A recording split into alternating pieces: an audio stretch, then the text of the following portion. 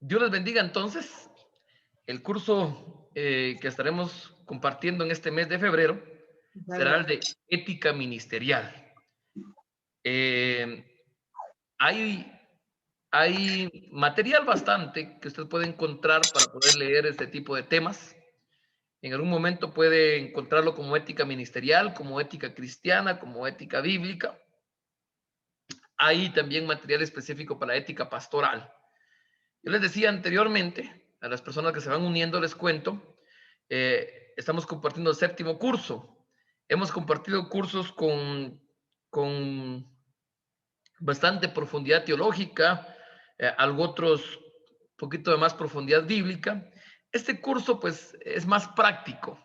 En este curso pues encontraremos palabras que no van a ser difíciles de comprender o de entender, sino que va a ser bastante práctico.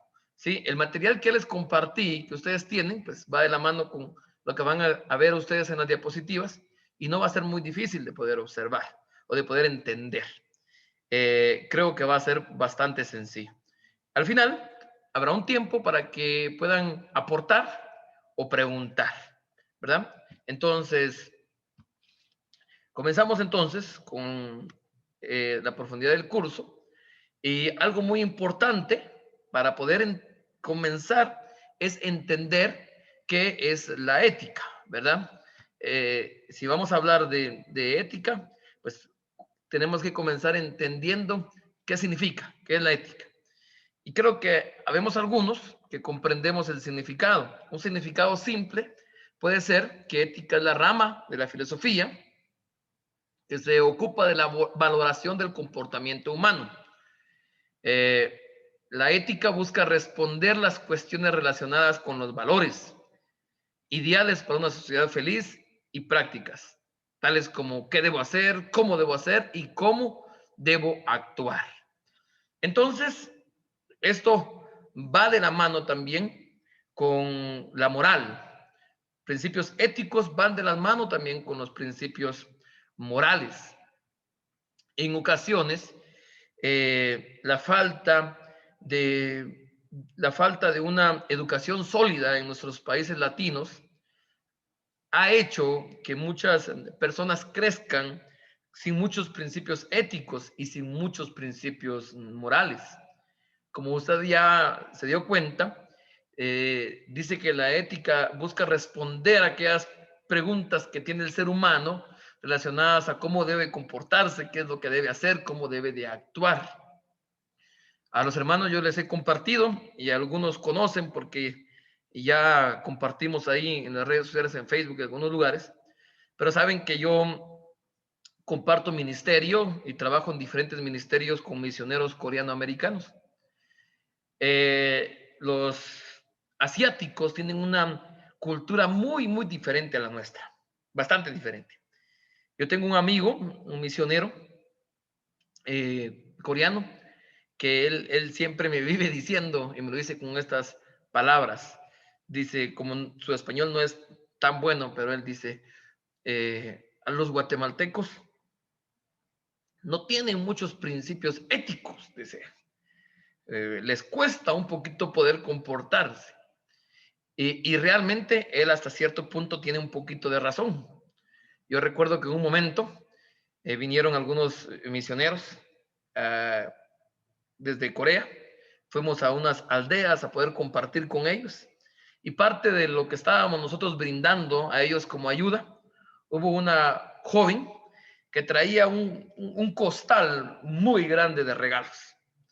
Entonces, yo como sé cómo es nuestra cultura, yo sabía que cuando ella fuera a comenzar a compartir, nos poníamos en un lugar y entonces íbamos a hacer una fila y íbamos a poner a todos y íbamos a regalarles uno cada uno. Ella pensó que sin poder explicarles eso, ellos iban a poder entenderlo, se paró a medio patio sin poder avisarme, abrió su costal y wow, todos los niños se le aglomeraron y comenzaron cada quien a quitarle todo lo que pudiera y a poder venir y a poder llevárselo. Cuando yo me di cuenta, ella entró en shock y comenzó a llorar y no entendía lo que estaba pasando, ¿verdad? Porque ella decía, ¿por qué pasó esto? Yo llegué, le comencé a gritar a los niños, recuperé lo que pude, lo traje y Entonces comencé a hablar con ella. Entonces ella decía, ¿por qué no esperaron? ¿Por qué no esperaron a preguntarme si era para ellos?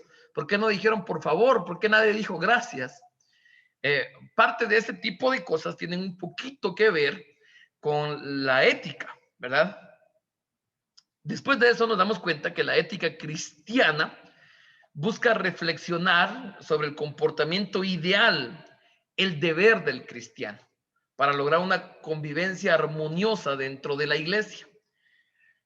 El que no podamos tener muchos principios morales y también principios de ética hace que también tampoco sea llevado a la vida cristiana. Y entonces, en la iglesia, en ocasiones faltan este tipo de principios y al final esto se vuelve en un mal testimonio. Esto se vuelve en un comportamiento inadecuado, en un comportamiento incorrecto. La ética ministerial, por su parte, eh, habla de idealizar los valores necesarios para que el comportamiento ideal de los ministros de la casa de Dios se puedan visualizar.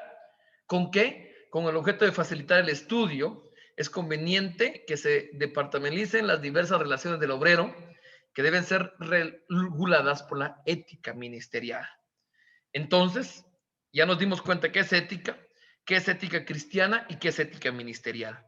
Esos valores, esa forma de vida que aprendemos en la ética, debe ser llevada también a los ministros en cuanto a la ética ministerial, para que el ministro sepa cómo comportarse, sepa qué poder visualizar para que pueda haber un buen testimonio. Creo que nosotros los que estamos hoy presentes de manera virtual, la mayor parte somos guatemaltecos, hay algunos que son de otros países, pero la mayor parte sabe que la iglesia cristiana ha tenido esta debilidad. Lastimosamente, ministros cristianos dan mal testimonio y hacen que la iglesia pueda flaquear y que la gente, en lugar de hablar bien de la iglesia, hable mal. Y en muchas de esas ocasiones, lo interesante es que las personas o los ministros defienden su mal comportamiento creyendo que está bueno. Y muchas veces es por no tener un buen comportamiento relacionado a su ética ministerial. Entonces, esos valores del comportamiento humano son los que trataremos hoy de poder aprender, pero relacionados específicamente a la vida del ministro, a la vida del obrero, a la vida del siervo, del discípulo. Lo primero que vamos a comenzar a poder aprender entonces es el obrero y su vida. Por si me quedaron las letras pequeñas, usted escúcheme. Yo le decía que las diapositivas al final se las voy a compartir, lo que usted está viendo en este momento en la pantalla, ¿sí? Hay algo muy importante cuando hablamos de ética cristiana, cuando hablamos de ética ministerial, y es la vida, hermanos, del obrero, la vida del ministro, la vida del discípulo. Cuando hablamos de vida personal, el ministro tiene que entender que hay 6 aspectos muy importantes.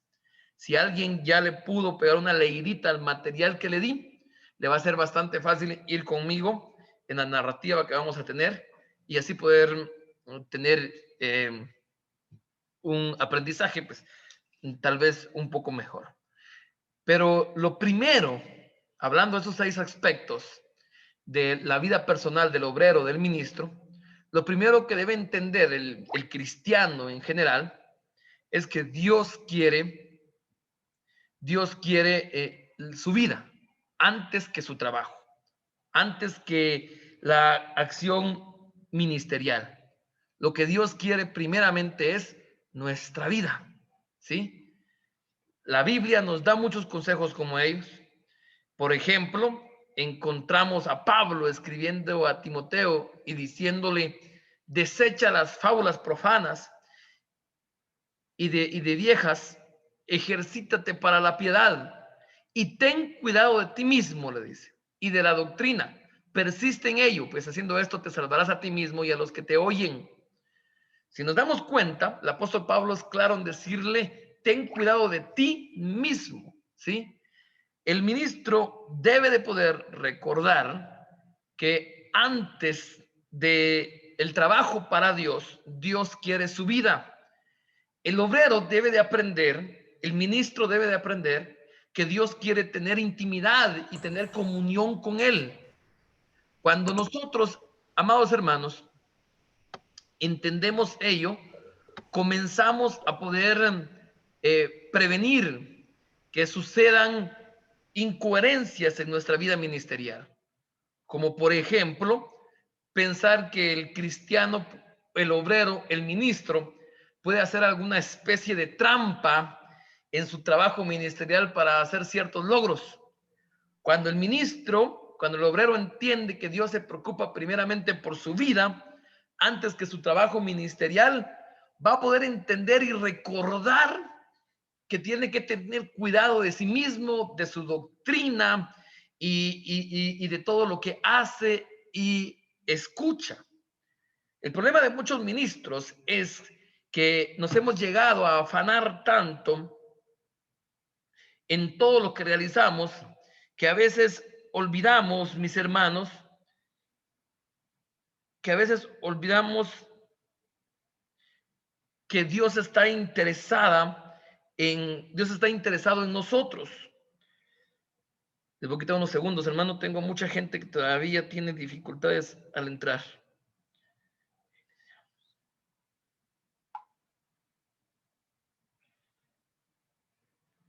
Pero nosotros debemos de comprender en nuestra ética cristiana que Dios está interesado primeramente en nuestra vida. Y cuando recordamos y reconocemos ello, nosotros comenzamos a cuidar nuestra vida teniendo intimidad y teniendo comunión con nuestro Señor. En segundo lugar, también debemos de recordar de que debemos de cuidar nuestro cuerpo como templo del Espíritu Santo. Y también debemos de recordar que el cuerpo pues también es una herramienta de nuestro trabajo. Este tal vez sea uno de los mayores problemas del buen ministro, del obrero. ¿A qué nos referimos? Si existen en este momento pastores, ministros, evangelistas, gente que se dedica al 100% en el ministerio, va a poder comprender lo que yo le voy a decir. Pero el cansancio que produce el trabajo del día a día lleva muchas veces a los siervos de Dios a tener una calidad de vida muy baja, muy baja. Y el ministro debe de recordarse que su cuerpo, que es templo del Espíritu Santo, es la herramienta de su trabajo. Y parte de la ética ministerial, parte de la ética cristiana, debe de poder cuidar con alimento saludable, con horarios establecidos, con sueño adecuado, comer la cantidad correcta, ejercicio físico, tener cuidado de no tener algún tipo de vicio, pureza sexual y todo esto que puede traer algo que perjudique su cuerpo, el templo, el Espíritu Santo. Ustedes seguramente recuerdan muy bien 1 Corintios 6:19, o ignoráis que vuestro cuerpo es templo del Espíritu Santo, ¿sí? El cual está en vosotros, el cual tenéis de Dios y que no sois de vosotros, ¿sí?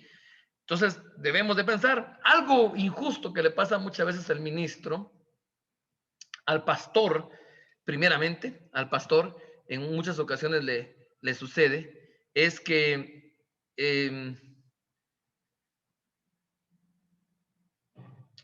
gracias a las personas que nos están ayudando a,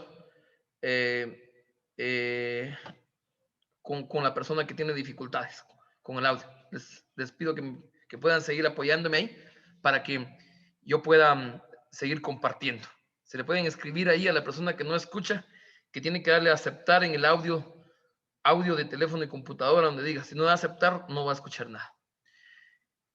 Uno de los problemas muy difíciles que tiene el pastor es que en ocasiones las personas que pertenecen a la iglesia no entienden el cansancio que el ministro puede llegar a tener. Como no lo ven realizar tal vez un trabajo físico pesado, cree que tal vez lo que hacen no le genera cansancio. E incluso si el ministro, si el pastor le presta atención a ese tipo de cosas, lo cansa aún más. Yo recuerdo que en un momento yo estaba un poquito estresado, estaba cansado y me senté en la silla afuera de la iglesia, esperando que las personas entren, y estaba yo sentado de esta manera, un poco cansado, y de repente pasa una hermana y me dice, ¿cómo está? Un poco cansado, le digo yo, por lo que he estado haciendo. Entonces se me queda viendo y me dice, ¿y si hiciera lo que yo hago, sintiera verdadero cansancio? Y se fue. Pero esto es una anécdota que deja ver que muchas veces pasa con muchos pastores. En ocasiones el pueblo no entiende el cansancio que pueda dar, pero nosotros sí entendemos. Y por eso parte de la ética ministerial debe ser ese cuidado que debemos de tener nosotros con el templo del Espíritu Santo, ¿sí? Muy importante, que debe de poder existir. Hay otro tercer aspecto que se debe destacar en el ministro de Dios cuando hablamos del obrero y su vida, del ministro y su vida. El primer aspecto es el de recordar que Dios quiere nuestra vida antes que el trabajo, y el segundo es el de cuidar el templo del Espíritu Santo, nuestro cuerpo. El tercer aspecto, hablando de esta ética, es el de recordar que el ministerio que nosotros tenemos es vocación divina. Es vocación divina, ¿sí? Todas las profesiones que existen pueden aprenderse, pueden estudiarse e incluso se pueden conquistar. Sin embargo, con el ministerio no ocurre lo mismo, ¿sí? Nosotros no somos los que conquistamos el ministerio. Es Dios quien nos conquista a nosotros para el ministerio. Romanos 9:16 dice, así que no depende del que quiere ni del que corre, sino del que Dios tiene misericordia. Entonces sabemos muy bien que los seminarios, las universidades, yo soy alguien que he estudiado mucho tiempo teología, pero le puedo decir que los seminarios, las universidades, no son los que hacen a los ministros, porque alguien que no tenga vocación divina puede estudiar muchos años, pero si no tiene la vocación divina, el llamamiento del Señor, como lo decimos nosotros, no va a poder ejercer de manera correcta el ministerio. Primero debemos de identificar esa vocación divina, ese llamamiento del Señor, y entonces prepararnos para poder realizar esa vocación divina de manera correcta. Y eso es lo que muchos de nosotros hacemos al poder escuchar estas enseñanzas que nosotros trasladamos. Pero eso es lo que la Biblia dice en Efesios 4:11. A unos constituyó apóstoles, a otros profetas, a otros evangelistas, a otros pastores y maestros. Y debemos entender entonces que es una vocación divina en la que nosotros tenemos. Por eso mismo, el apóstol Pablo decía, no descuides el don que hay en ti, que fue dado mediante profecía con la imposición de las manos del presbítero, ¿verdad? No hay que menospreciar ese llamamiento del Señor. Por eso es que la profesión que nosotros tenemos, que es una profesión divina, que es una vocación divina, que es un llamado del Señor, es especial y debe de poder entenderse y practicarse así. El cuarto punto, cuando hablamos nosotros del obrero y su vida, es, hermanos, que el cuidado de su vida. El obrero debe de prestar atención a la valorización del don supremo de la vida. ¿Cómo? Transformando en amigo al mayor enemigo de la vida, el tiempo. Mirad pues con diligencia, dice, ¿cómo andéis? No como necios y como sabios, aprovechando bien el tiempo porque los días son malos. Podríamos decir entonces que el cuarto aspecto relacionado a la vida del ministro, a la vida del obrero, es, hermanos, el aprovechamiento correcto del tiempo, que es muy importante. Y en efecto, mis amados hermanos, estamos en un tiempo que da evidencia a lo que dice Efesios 5:15-16, ¿sí? Que el tiempo, que los días son malos. Los días son malos y entonces debemos de aprovechar correctamente el tiempo. Estamos en una época, hermanos, en la que el diablo sabe, la sociedad hace que existan muchas cosas en nuestro alrededor para que no aprovechemos bien el tiempo. Nuestra época postmoderna hace que la mayor parte de personas están ocupadas todo el tiempo. Entonces nosotros debemos de aprovechar de manera correcta cómo poder aprovecharlo. La ética ministerial nos habla de eso. Y yo no podría abarcar mucho, pero por eso les dejaré un libro para que usted pueda leer. Pero debemos de aprender a valorar el tiempo con nuestra familia, a valorar el tiempo en la iglesia e incluso a valorar el tiempo con nosotros mismos, que también es muy importante. Hay ocasiones que el ministro debe de pensar un momento y de darse un tiempo que debe de ser también muy importante, ¿sí? El penúltimo aspecto que se debe destacar cuando hablamos de la vida del obrero es, hermanos, es que a ejemplo de los apóstoles, el obrero debe de dedicarse a la oración y el estudio de la palabra de Dios. Por un momento alguien debe pensar, pero si es ministro, pero si es obrero, si es discípulo, sabe que la oración y el estudio de la palabra es muy importante. Los ministros que estamos escuchando acá, sabemos que en ocasiones los afanes del trabajo, los afanes del ministerio, los afanes de la vida, han hecho que olvidemos ciertas cosas importantes. Y nosotros debemos de recordar, mis amados hermanos, la importancia de la oración y el estudio de la palabra de Dios. Recuerde que el ministro debe de entender que cuando hablamos de estudio de la palabra de Dios, no estamos hablando la lectura que le da a la Biblia antes de poder realizar un sermón o una predicación, no. El estudio diario, el estudio dedicado que debemos darle a la Biblia. Lastimosamente y tristemente estamos en un tiempo en que los cristianos se han olvidado de darle importancia al tiempo devocional que tanto se le daba en tiempos antiguos. Y debemos de poder recordar y entender que este aspecto en la vida del obrero debe de ser muy, pero muy importante. La oración y el estudio de la palabra de Dios. Finalmente, el obrero, parte de su ética ministerial, debe de ser estudioso. ¿Por qué? Porque la Biblia dice que debemos ser aptos para enseñar. ¿Sí? La Biblia es la única regla y modelo para nuestra vida diaria. Y por eso mismo tenemos que ser personas que estudian, que se preparan para poder ser aptos para enseñar. El problema es, o el problema ha sido, cuando han surgido sectas falsas, ideologías incorrectas, doctrinas erróneas, porque las personas que han infundido y motivado a ese tipo de ideologías, enseñanzas y doctrinas, porque no han estudiado correctamente la palabra de Dios. Es por eso que para ser aptos para enseñar debemos de ser estudiosos. Eso debe ser parte de nuestra vida. Gracias a Dios, estamos en un tiempo, hermanos, en los que no es difícil poder encontrar medios para aprender.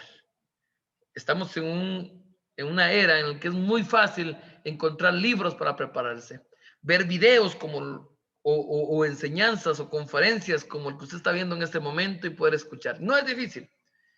Ya no estamos en aquel tiempo en el que alguien podría decir, no tengo el recurso económico, el recurso de tiempo. Estamos en una época en la cual, mis amados hermanos, es muy fácil poder hacer.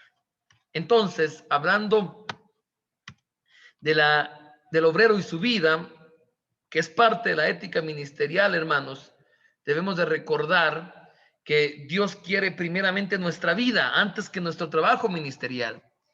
Que debemos de cuidar también nuestro cuerpo, que es nuestra herramienta muy importante para el ministerio. Debemos de recordar que nuestra profesión es una vocación divina. Debemos de recordar, hermanos, también que debemos de valorar el tiempo, debemos de dedicarnos a la oración y al estudio y debemos de ser estudiosos para poder ser aptos para enseñar, que es algo muy, pero muy importante. Gracias a Dios por el hermano o hermana, no me di cuenta que ya tiene audio. y ya no se escucha. Parte de la ética ministerial también es muy importante lo que es el obrero y su familia. ¿Sí? Esto es definitivamente muy, pero muy importante. El obrero y su familia. Recuerdo en algún momento una anécdota de unos ministros, de unos hermanos, que nos contaban que había un retiro cristiano en cierto lugar para jóvenes. Y había un grupo de jóvenes que estaba al frente, orando, clamándole al Señor, pero en una esquina, un joven que era hijo de un pastor muy conocido, estaba aislado de todos y con un semblante muy fuerte. Alguien se le acercó, le pregunta y le dice, ¿por qué no vas con los demás y entras a este tiempo de relación, de intimidad, de comunión con Dios? Y él contesta fuertemente y le dice lo siguiente: ¿cómo voy a poder llegar yo a recibir de Dios en este momento cuando acaban de dar una enseñanza sobre la paternidad de Dios? Y acaban de decir que el amor de Dios es como el amor de nuestro Padre. Cuando mi papá, dijo el joven, antes de venir a la iglesia y predicar sobre el amor de Dios, le pegaba a mi madre, nos dejaba encerrados, no nos daba alimento, nos castigaba, muchas veces me dejaba amarrado dentro de un cuarto con llave, nos violentaba físicamente, y él venía y podía entonces poder compartir del amor de Cristo a los demás y nosotros en la casa poder estar sufriendo. ¿Cómo voy a poder hacer eso? Es una situación triste, pero que lastimosamente pasa mucho. Pasa mucho. El ministro debe de recordar que parte de la ética ministerial tiene que tener un buen cuidado, un buen gobierno en su familia. Tal vez no a estos extremos, pero muchas veces sí sucede. Y por eso es importante ponerlo en práctica. La primera recomendación bíblica en relación a lo del ministro, a lo del obrero y su familia, es que debe de gobernar bien su casa. No basta gobernar, dése cuenta lo siguiente, no dice solo gobierne su casa, sino que dice que gobierne bien. Primera Timoteo 3, 4, 5 dice que gobierne bien su casa, que tenga a sus hijos en sujeción con toda honestidad. Porque el que no sabe gobernar su propia casa, ¿cómo cuidar de la iglesia de Dios? Entonces, este gobierno en la iglesia en la familia debe poder evidenciarse. La Biblia establece algunos principios para que alguien pueda gobernar bien su casa.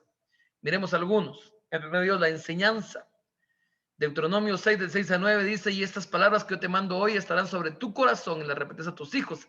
Hablarás de ellas en tu casa, andarás por el camino, al acostarte y cuando te levantes, las atarás como señal en tu mano y estarán tus frontales, entre tus ojos los escribas en los postes de tu casa y en tus puertas. Qué excelente que el ministro se enfoque, se apasione en poder enseñar en su iglesia, en su ministerio, pero debe de recordar que este también debe ser un principio y que debe de ponerlo en práctica en su hogar, en su familia. Debemos de poder enseñar. Si acá hay padres jóvenes, yo soy un padre joven, mis hijos son muy pequeños, posiblemente me falta todavía mucho para aprender. Mi hijo tiene 8 años y tiene 4 años. Seguramente me falta mucho por aprender, pero hay algo muy importante en los que tenemos hijos pequeños. Desde ya no debemos nosotros de poder creer que nuestros hijos no pueden recibir enseñanza. Desde ya nosotros lo podemos realizar muy bien. Yo les contaba ya en algún momento, yo soy alguien que creo que los cristianos debemos de tener cuidado con todo lo que la sociedad trata de infundir a la vida de la niñez, de la adolescencia y de la juventud. Específicamente hay empresas tecnológicas y en la televisión también como Disney que tratan la manera de infundir su ideología, ¿no? Usted sabe que Disney está intentando meter a la cabeza de los niños, adolescencia y juventud, que es normal en este momento que hayan relaciones homosexuales y trata la manera de poder metérselos. Entonces, mi hijo de 8 años, pues yo trato la manera de poder enseñarle: si miras esto, sabes lo otro, y se lo enseño, y se lo digo. Entonces, en algún momento yo estaba trabajando en la computadora a la par de la televisión y él estaba con su primo viendo un programa ahí en Disney. Entonces de repente Disney está en anuncios, el canal, y él le dice, mi hijo le dice a su primo: Lo que acaba de decir Disney es algo que está malo, dijo. Y entonces yo no quise voltear, sino que solo presté atención. Y dice, ¿por qué está malo? Le dice el primo. Y él le dice, porque Disney acaba de decir, sé lo que quiere ser. Si alguien mira la televisión con sus niños, saben que cada vez que termina un anuncio, Disney dice esta frase, algo así, sé lo que quiere ser. Y mi hijo le dice, no podemos ser lo que queremos ser. Debemos de ser lo que Dios quiere que nosotros seamos. No podemos ser un caballo, no podemos ser homosexuales, sino que debemos de ser lo que Dios quiere. Y por un momento yo no lo volteé a ver, pero en mi corazón me sentí muy bien porque he estado enseñando. Y esto es parte en todas las áreas de nuestra vida. Nosotros debemos de aprender a poder enseñar y específicamente todo lo que tenga que ver con bases bíblicas. También algunos principios para poder gobernar bien nuestra casa debe ser la oración, definitivamente. Job 1.5 dice, y acontecía que habiendo pasado en torno los días, Job enviaba y los santificaba y se levantaba de mañana y ofrecía holocaustos conforme al número de todos ellos.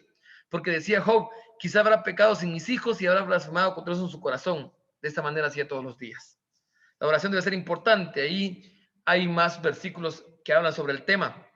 Nosotros debemos de ser personas que debemos de poder orar. Es triste cuando aquel ministro, cuando aquel obrero dirige de manera correcta en su iglesia, que oren, a que se unan, pero no lo hace en su hogar, cuando es muy importante. También está la disciplina. Proverbios nos habla de Proverbios 22:15, el 29:15 habla de la necesidad que está en nuestro corazón de poder corregir. También habla Proverbios 29:15, la vara y la corrección dan sabiduría, mas el muchacho consentido avergonzará a su madre. Leía, si alguno de los presentes tiene la costumbre de leer la revista Radical que compartimos, hace unas ediciones atrás, yo compartía en la nota del editor que una universidad de España en su página web publicaba lo siguiente, que hay una nueva forma de idolatría. Para serles sincero, no recuerdo ahorita el nombre de esa nueva forma de idolatría, pero hay una nueva forma de idolatría y que muchos nos están dando cuenta. ¿Y cuál es esa? La posmodernidad ha traído a que existan muchos padres que están idolatrando a sus hijos y se está olvidando de la disciplina.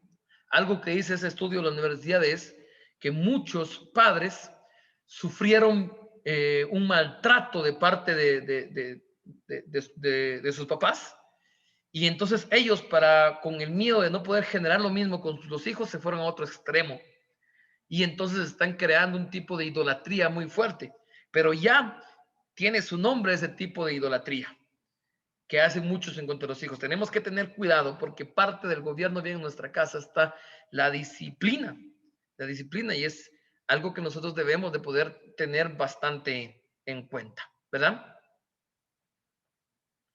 Debemos de poder gobernar bien la casa y debemos de poder tener bien la disciplina, ¿verdad? También debemos de tener respeto. Gobernar bien la casa significa respetar y hacerse respetar en relación con los hijos. Recuerde muy bien que el respeto no es miedo, el respeto no es temor. Efesios 6:1-3 dice, hijos, obedecen al Señor vuestros padres, porque esto es justo. Honra a tu padre y a tu madre, que es un momento con promesa para que te vaya bien y sea larga vida sobre la tierra. Debe haber un respeto a toda la familia. Los padres debemos de poder influir para que en nuestro hogar exista un ambiente de respeto mutuo entre todos. Recuerde muy bien, mi amado hermano, que las enseñanzas se dan con las acciones. Las enseñanzas se dan los hijos aprenden más de lo que miran que de lo que escuchan. Este es esta es parte de la psicología familiar. Si usted le dice a ellos que haga cosas, pero le enseña que usted actúa de otra manera, eso es lo que ellos van a aprender. Un pastor conocido en Guatemala, el pastor Harold Caballeros, cuenta en una predicación que él tiene que en un momento él casó a 2 muchachos. Él los casó y estaba orgulloso porque los muchachos eran profesionales, habían trascendido, eran buenos cristianos y feliz de haber casado a sus muchachones. A los pocos meses, la chica llama al pastor y le cuenta algo que dejó sorprendido al pastor. Y le dice lo siguiente, en pocos meses de mi matrimonio, estoy sufriendo lo que nunca había sufrido. Mi esposo cada vez que hago o cometo un error, me pega. Y él se queda sorprendido porque un muchacho, como lo miraba, bien elegante, profesional, lo llama y le pregunta y le dice, ¿qué pasó? ¿Por qué estás haciendo eso? Y la respuesta de él es, mi papá siempre lo hacía. Cada vez que pasaba algo, esa era la forma de disciplinar de él. Yo estoy criado de esa manera. Cuando hablamos de respeto, vamos a tener cuidado, porque si los padres queremos que ellos respeten, pero nos ven a nosotros que no respetamos, eso es lo que estamos inculcando en el corazón de ellos. Algo muy importante es la transculturación. A mí me gustó mucho esto. ¿Qué es la transculturación? La transculturación es el proceso por medio del cual alguien trasciende su propia cultura y se adapta a una nueva cultura. ¿Sí? Cuando hablamos de cultura, es el ambiente creado por el ser humano. Es el conjunto de las marcas humanas. Aquí hay algo muy importante de entender. Primero, ¿a qué se refiere con transculturación? Los padres debemos de entender que estamos en nuevos tiempos, tiempos diferentes, y entonces debemos de comprender y respetar ello. A mí no mucho me gusta, por ejemplo, el poder, cuando alguien dice con nostalgia y con tristeza, antes los niños se divertían de esa manera. Antes jugaban el trompo, jugaban aquí. Por supuesto, ese romanticismo que no se vean esos juegos, pues es bonito. Pero no quiere decir que los juegos que ahora existan para ellos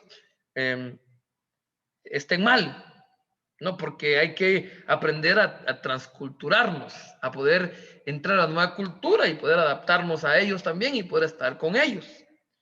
Pero dije que era muy importante porque también eso no quiere decir que entonces tenemos que violentar nuestra forma de vida, porque en este tipo, en esta cultura ahora también existen formas de vida pecaminosas, eso no. Los pecados, porque ya saben ustedes que se habla de este tiempo, ¿va? Y alguien dice, qué primitivo pensamiento. Ahora, pues, un hombre se puede casar con un hombre, una mujer con una mujer. No estamos hablando de estas cosas, ¿verdad? Hay que tenerlas claras. Y la sabiduría. Para que gobierne bien su casa, el ministro, el obrero, necesita tener sabiduría. ¿Sí? Santiago 1.5 dice, y si alguno de vosotros tiene falta de sabiduría, pídasela a Dios, el cual a todos da abundantemente y sin reproche, y le será dada. Entonces, esto es relacionado al obrero y su familia. Si voy a recordar algo que los esposos ya conocen, si hay algunos escuchando y no se han casado, pues le podrá servir en el futuro lo que vamos a aprender. Pero hay algo muy importante relacionado a la ética del ministerial, a la ética cristiana, y es con respecto al cuidado de su cónyuge. El obrero debe satisfacer los deberes conyugales. Entre los deberes conyugales del marido para con la esposa, vamos a citar los siguientes. Suministrar alimentos. Génesis 3:19 dice, con el sudor de tu rostro comerás el pan hasta que vuelvas a la tierra, porque de ella fuiste tomado, pues polvo eres y al polvo volverás. Esta es parte muy, pero muy importante que debemos de entender nosotros, los varones. Esto es bíblico y debemos de poder suministrar alimentos a nuestra familia, a nuestra esposa. Jurar fidelidad, Malaquías 2:14-15 dice, el Señor atestiguó ante ti la mujer de tu juventud, contra la cual has sido desleal, siendo ella tu compañero la mujer de tu pacto. El ministro debe tener mucho cuidado con ella. El diablo le gusta poder hacer tentar al ministro con la infidelidad. Algo que a mí me parece muy trágico en la vida cristiana, algo que me parece muy trágico en la vida ministerial en la actualidad, es cuando ministros defienden pecados como la infidelidad usando el mismo púlpito, cuando eso es algo que no debiera de poder hacerse, no debiera de poder realizarse, y es que es algo que realmente pasa. Otro deber conyugal es el respeto. Primera de Pedro 3:7 dice, vosotros maridos igualmente vivid con ella sabiamente, dando honor a la mujer como vaso más frágil y como acohereras de la gracia de la vida, para que vuestras oraciones no tengan estorbo. A mí me parece muy interesante. En un momento yo estaba compartiendo un discipulado y nosotros leíamos este versículo y de pronto hubo un hermano, un varón, que se sorprendió por lo que dice este versículo. Dice, maridos, igualmente vivid sabiamente, dando honor a las mujeres como vaso más frágil y como acogedoras de la gracia de la vida, para que vuestras oraciones no tengan estorbo. Y él se sorprendió y él dijo, ¿quiere decir entonces que si yo no tengo respeto a mi mujer, puede ser que mi oración tenga cierto obstáculo? La Biblia dice que sí, ¿verdad? Debe de haber un respeto del hombre a la mujer, parte de su deber conyugal. Incluso 1 Corintios 7, 3, 5 nos habla también de la satisfacción sexual que debe de dar el marido a la mujer. El marido cumpla con la mujer del deber conyugal y así mismo la mujer con el marido. La mujer no tiene potestad sobre su propio cuerpo, sino con el marido, ni tampoco tiene el marido potestad sobre su propio cuerpo, sino con la mujer. No os neguéis el uno al otro, o no sé, por algún tiempo mutuo consentimiento para ocuparos sosegadamente en la oración y volver a juntarnos a uno, porque no os tiente Satanás a causa de vuestra incontinencia. Por supuesto que este versículo tiene su contexto para poder hablar mejor de ello, pero en este momento lo estamos utilizando para poder hablar de un deber conyugal que tiene el esposo, y es la satisfacción sexual hacia su mujer. Y el amor.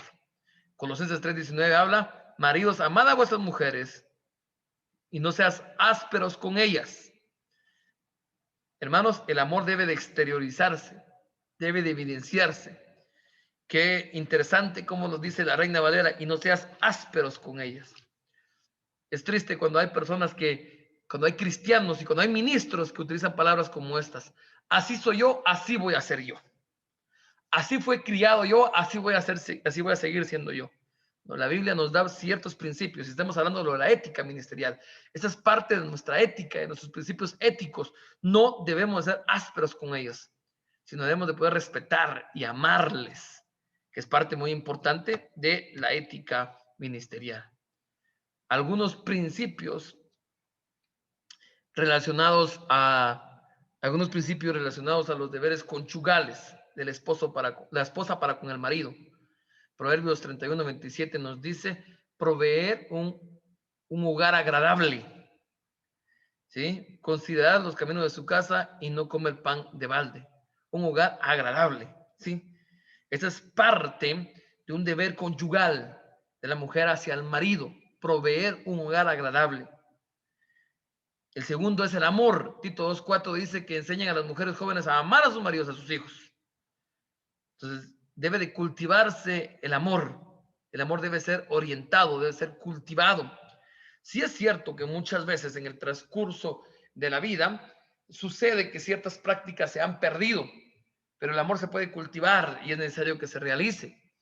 La sujeción es un mandamiento, ¿sí? La sujeción debe de tener parte la mujer, y acá están los versículos que lo indican, y también 1 Corintios 7:5 habla de la satisfacción sexual. Parte de la ética ministerial que deben de tenerse como deberes conyugales.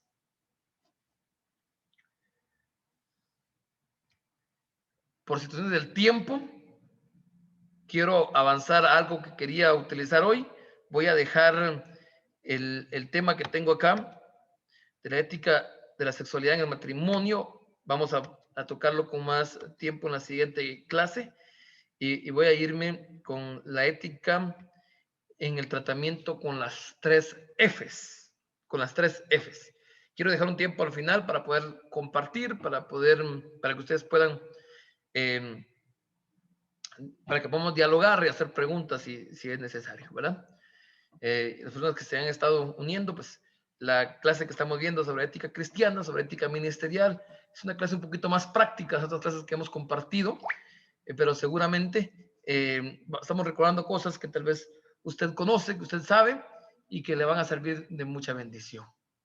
¿A qué nos referimos con el tratamiento de las 3 Fs? Las 3 Fs son los 3 peligros que más han destruido a los ministros, a los obreros. La F de fama, la F de finanzas y la F de femenino en el caso de la mujer, ¿sí? En caso de las obreras, de las personas de las mujeres. Y evidentemente, pues para el hombre ya no será una F, sino es una M de masculino, ¿verdad? Pero es conocido como las 3 Fs. Miremos la primera, la ética en el tratamiento con la fama, con la popularidad. El deseo de obtener fama o popularidad, en otras palabras, el deseo de buscar gloria en los hombres, es una de las trampas más sutiles en la actualidad y terribles para los ministros de Dios. Fue ese deseo de posición, escuche muy bien, que llevó a Satanás a caer del cielo. Isaías 14:3-5 dice: subiré al cielo en lo alto junto a las estrellas de Dios, levantaré mi trono y en el monte del testimonio me sentaré, a los lados del norte, sobre las alturas de las nubes subiré y seré semejante al Altísimo, mas tú derribado eres hasta el Seol, a los lados del abismo.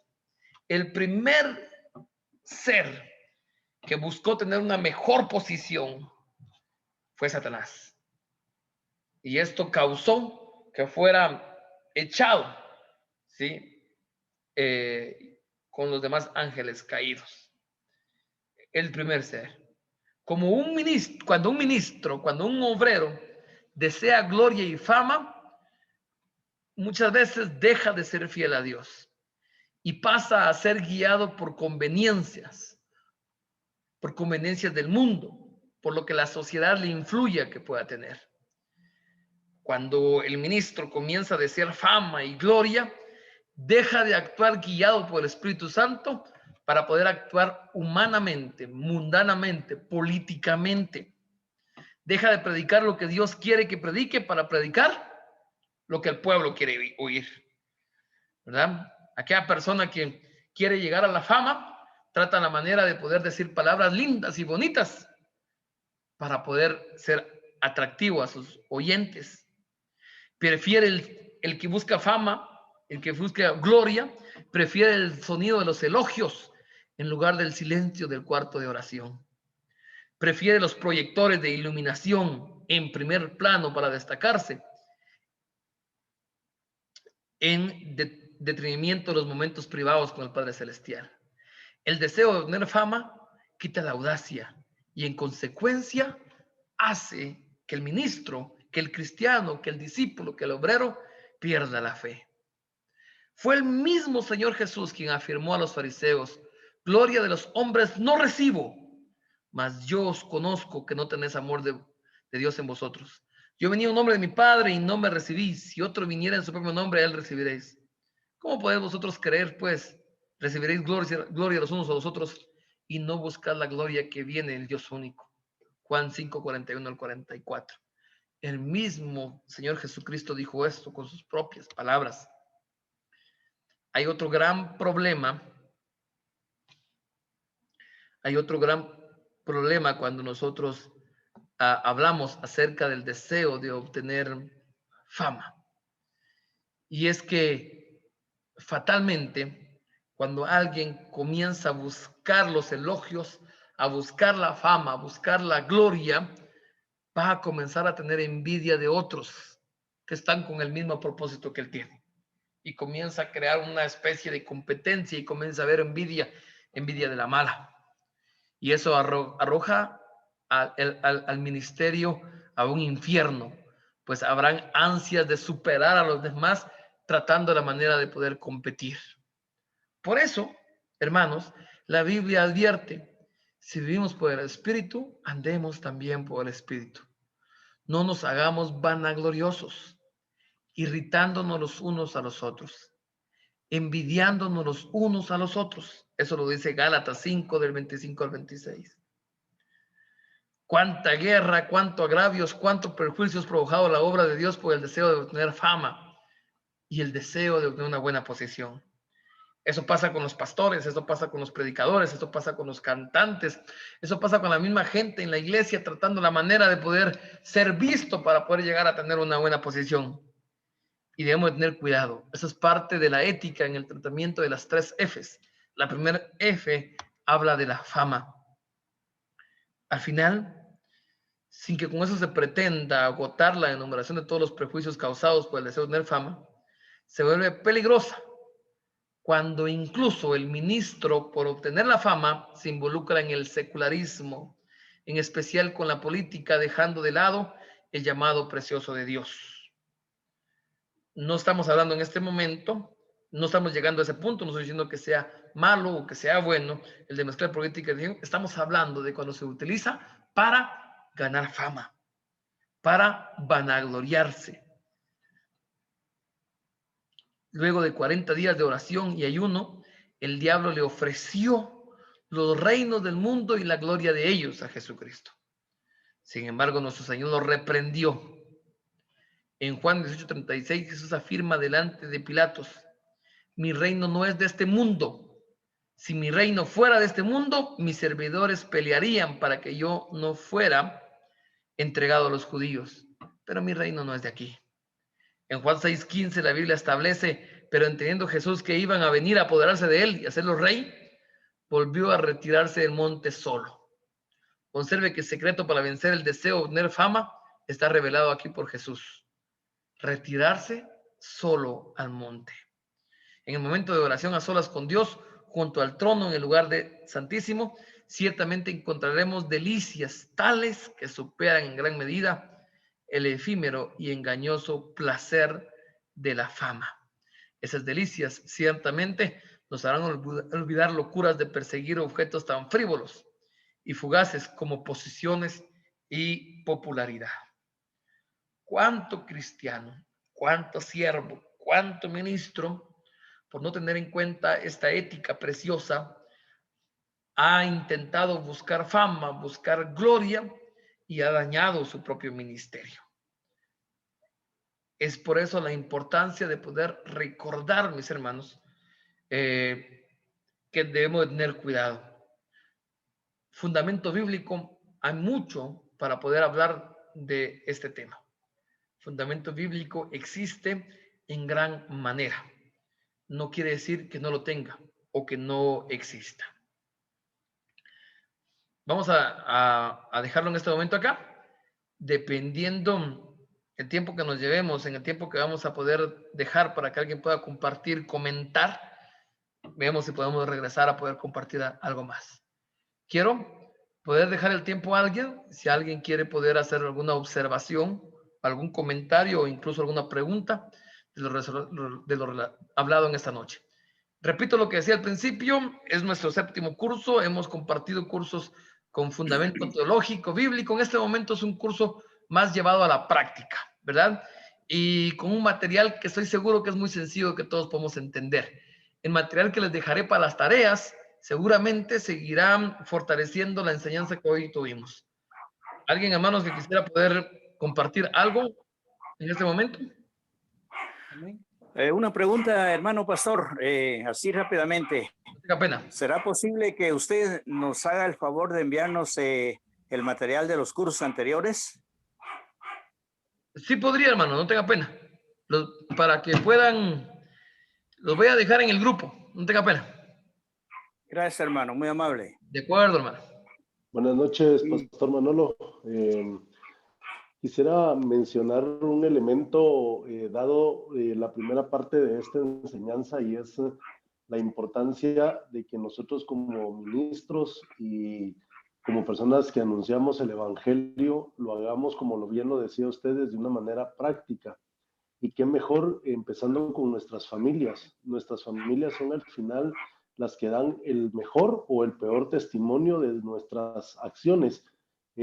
Hijos felices, esposas felices, o en el caso de las hermanas que ejercen el ministerio, esposos felices, pueden hablar mucho de nuestro ministerio, incluso involucrarse en el mismo y trabajar, poniendo el ejemplo que usted decía de su hijo, un aprendizaje que ha ido teniendo en el proceso de su desarrollo desde pequeño. Entonces creo que la ética empieza en casa, empieza en nuestro interior, se refleja en nuestro hogar, y qué mejor que ya después desarrollarla en la congregación. Muchas gracias. Un buen comentario, hermano, y muy agradecido con su aporte. Definitivamente un punto muy importante, y es por eso que todo va junto, ¿verdad? Y creo que esta ha sido una deficiencia bastante grande en la cristiandad actual y en las familias ministeriales muchas veces, en no poder infundir, compartir, el poder vivir esa ética que debemos de tener en nuestros hogares, que yo creo que debiera de ser muy importante. Todos los que estamos presentes sabemos muy bien los que nos conocen mejor a nosotros son los que viven en nuestro hogar. Podemos nosotros poder aparentar ser algunos en la iglesia, en el ministerio, en otros lugares, pero en nuestra casa saben realmente quiénes somos, ¿verdad? En nuestro hogar saben realmente cuál es nuestro verdadero comportamiento y ahí debe de iniciar. No sé si alguien más quisiera poder comentar el comentario del hermano con anterioridad, muy acertado. Hermano Manolo, Dios le bendiga, hermano Carlos Recinos, ¿verdad? sí, buenas noches, hermanos, Dios les bendiga. Solo quisiera quizás que diera su opinión sobre un asunto. ¿Qué opina sobre algunas iglesias que en su gobierno tienen cierta clase de disciplina? Por ejemplo, con este asunto, cuando unos hermanos, los hijos de algunos hermanos que tienen privilegio cometen algún pecado. Por ejemplo, recién una hermana llevó que su hijo había tenido relaciones sexuales con una muchacha y la embarazó y se iban a casar, ¿verdad? Pero él ya era mayor de edad. Entonces ella decía que estaba abstenida de privilegios de parte de la iglesia donde ella perseveraba, que esa era la forma de gobierno, que los padres eh, pagan por lo que los hijos hicieron. ¿Qué opinión tiene sobre eso, hermano? Muchas gracias. Perdón. Creo que cuando esas cosas sucedan es muy importante el poder entender el contexto correcto de por qué sucedió. Pero algo que sí es bastante claro es, yo creo que lo platicamos en unas conferencias con anterioridad, el legalismo muy fuerte con ciertas reglas en ciertas iglesias muchas veces tiende a dañar más que a beneficiar. Muchas veces en lugar de poder construir disciplina y enseñanza y crecimiento en la vida del ministro, lo que hace es golpearlo. Entonces, lastimosamente, existe en muchos lugares un legalismo pero muy fuerte que causa, y es que como estamos hablando de ética, también debe ser puesta en práctica la ética cristiana en la misma iglesia. Y entonces debemos de tener mucho cuidado que cuando existan ese tipo de cosas no sea con un legalismo extremo. Pero repito, es un poquito difícil poder dar un punto de vista sobre el caso exacto que usted dio, porque creo que para poder decidir el poner un tipo como castigo sobre esto, es necesario saber un poquito sobre el contexto del pasado, qué sucedió, saber si realmente tal vez los padres de familia dieron un buen ejemplo, un mal ejemplo, desencadenó en que esto pasara y cosas como estas para poder definir realmente si fue correcto o no fue correcto. Pero lo que le podría decir sí es que debemos de tener cuidado con no llevar un legalismo muy extremo a las iglesias que muchas veces en lugar de causar beneficio causa daño. ¿Alguien más, hermanos? Hermano Manolo. Sí. ¿Podría comentar ahí, hermano Manolo? Con mucho gusto, hermano, le agradezco bastante. En lo último que usted estaba haciendo mención ahorita antes de llegar al intermedio del estudio, hace algún tiempo, pues, trabajando sobre el servicio, prácticamente llegábamos a una conclusión en ese entonces, y es que el ministro puede ser muy sobresaliente, pero nunca debe de olvidarse que es un siervo de Jesucristo. Y vemos cómo Pablo en Romanos 1 y versículo 1, él dice, Pablo, siervo de Jesucristo, llamado a ser apóstol. Y en Filipenses aún ni siquiera llega a mencionar llamado a ser apóstol, sino que dice Pablo y Timoteo, siervos de Jesucristo.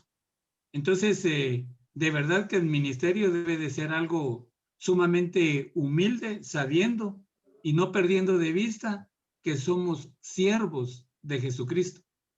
Gracias. Le agradezco mucho, hermano. Uno de los problemas que ha existido en la actualidad, hablando del ministerio, hablando relacionado a la ética ministerial, es que se ha malinterpretado el término de siervo. Pero nosotros sabemos muy bien que el término siervo en la Biblia está ligado a esclavo. El problema es que se ha malinterpretado en este entonces y el siervo, algunos lo utilizan como alguien en un punto muy alto. Nosotros respetamos el pensamiento doctrinal de cada uno de los presentes porque compartimos enseñanzas teológicas evangélicas interdenominacionales, ¿verdad? Pero en su momento debemos de tener cuidado nosotros con este tipo de pensamiento que dañe el significado original en su momento de ciertos términos. Yo recuerdo en un momento escuchar a alguien y yo personalmente les digo que para mí no fue correcto. Era mi amigo ministro que me compartía esas palabras. Y siendo él mi amigo, yo le decía que no compartía su pensamiento. Él me dice lo siguiente: yo conocí a un pastor en cierto país y él tenía una autoridad, lo conocí y él tiene una autoridad muy linda, me dijo él, una autoridad que yo quiero poner en práctica.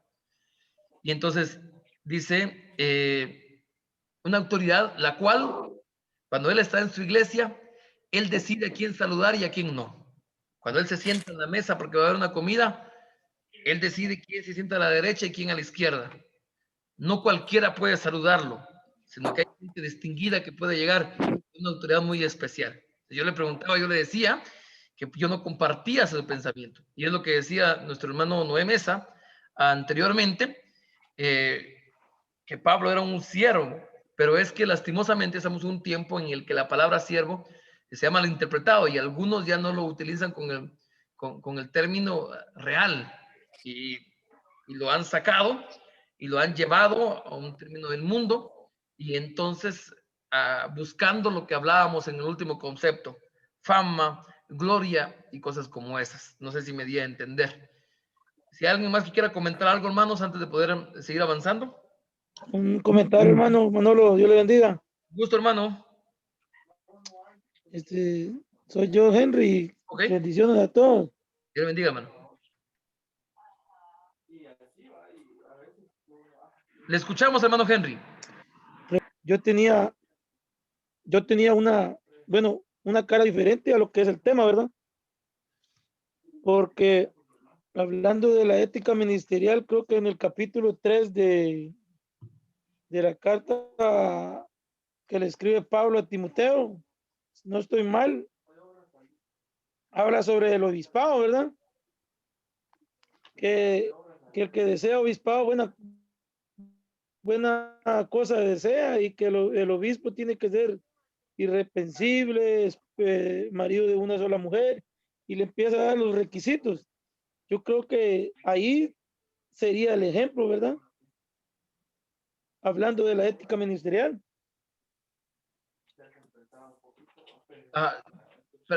Específicamente, ¿a qué se refiere, hermano? Específicamente.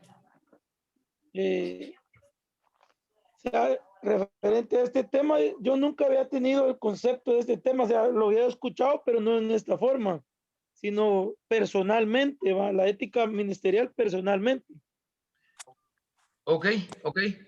Sí, lo que usted hace mención de Timoteo es lo que conocemos nosotros como reglas para un ministro, para un obispo, para un pastor. Usted tiene toda la razón.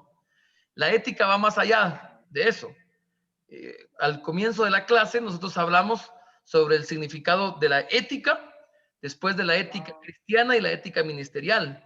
La ética lo que hace es darnos a nosotros formas de comportarnos, parámetros que debemos realizar, y lo hace a la luz de toda la Biblia. No solamente ese capítulo, sino todo lo que nos dice la Biblia que debe de ejercitar o hacer un cristiano. Si usted se dio cuenta, para cada una de las reglas que vimos, se dieron versos bíblicos para poder sustentar lo que nosotros decimos. Y es que esa ha sido la dificultad que yo considero que existe como fragilidad en la cristiandad. Yo en un momento, si ya lo escucharon algunos, lo siento, pero es un buen ejemplo para dar en este momento. En un momento me pregunta un misionero coreano y me dice, pastor, yo tengo una duda, me dice él. ¿Por qué en Latinoamérica las personas comienzan a ir a la iglesia, se convierten en cristianos, pero no cambian su conducta, no cambian su comportamiento. Ya se los había contado, ¿se recuerdan? Y él me decía, ¿por qué todavía son irresponsables? ¿Por qué todavía llegan tarde? ¿Por qué todavía son incomprometidos? ¿Por qué todavía son vulgares al hablar? Y él tiene razón. Eso es parte de nuestros principios morales y también de la ética. Entonces, la ética no solo trata de las reglas para que alguien sea pastor, como lo dice el 2 Timoteo que usted leyó. La ética nos da pautas para nuestro comportamiento en el hogar, en el trabajo.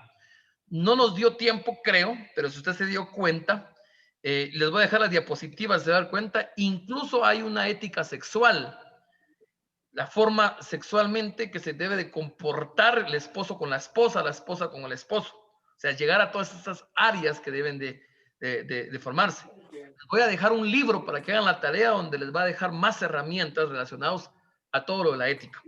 El cristiano debiera de llegar a la iglesia y olvidarse la forma de vida que en su momento tuvo y tener mejores principios éticos, mejores principios morales, y ya no debiera de llegar tarde. Hermanos, qué triste que en muchas iglesias exista, lo estoy hablando, por eso traigo a memoria esto, que muchas iglesias existan que los hermanos tienen que esperar 10, 15 minutos para comenzar el culto porque los hermanos no han llegado a tiempo. Parte de nuestros principios morales, parte de la ética en el cristiano. O sea, es más, hermano Henry, la ética es más que solo esas reglas para un pastor que aparecen en Timoteo. Nos enseña a vivir nuestra vida actual de acuerdo a principios bíblicos encontrados en toda la Biblia. No sé si Gracias, hermano. Hermano Pastor Manolo. Un gusto, hermano. Con una preguntita rápidamente. Sí, hermano. ¿Por qué? Bueno, ¿usted opina si es correcto que algún pastor o algunos pastores que los han hecho, de que ellos publiquen o manden el número de su cuenta bancaria para que depositen el diezmo a sabiendas de que estamos en pandemia? Y que además de eso, el siervo o el cristiano ya sabe qué es lo que tiene que hacer porque ha leído la Biblia. Gracias, hermano. Como les decía anteriormente, contestando ese tipo de preguntas, para yo no dar una respuesta que puede dañar susceptibilidades y a personas con diferentes pensamientos, ese tipo de preguntas es difícil contestarlas si uno no tiene el contexto correcto de por qué la persona lo hizo.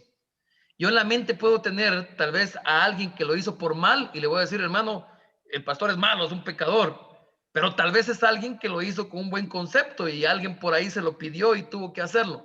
Entonces, contestar esas preguntas son necesarias entender el contexto real del por qué lo hizo o por qué lo está realizando, por qué lo está haciendo. Y le voy a decir por qué, hermano Ricardo. Yo que trabajo con, hermano Ricardo creo que fue, yo que trabajo con muchos pastores, conozco a gente de diferentes trasfondos. Conozco a personas que no tuvieron la necesidad de poder publicar absolutamente nada, porque las personas estuvieron bien enseñadas y estuvieron cuidando en tiempo de cuarentena su vida, su hogar y la vida pastoral. E incluso conozco a pastores que no tuvieron necesidad de esperar que la iglesia, que los miembros sigan sustentando a la iglesia, porque el ministro tiene cómo poder sostenerse. Pero conozco pastores, hermano Ricardo, que fueron olvidados por su iglesia en su totalidad. Así se lo digo de manera literal. Conozco pastores que fueron olvidados, que realmente venían los domingos y se olvidaron de él.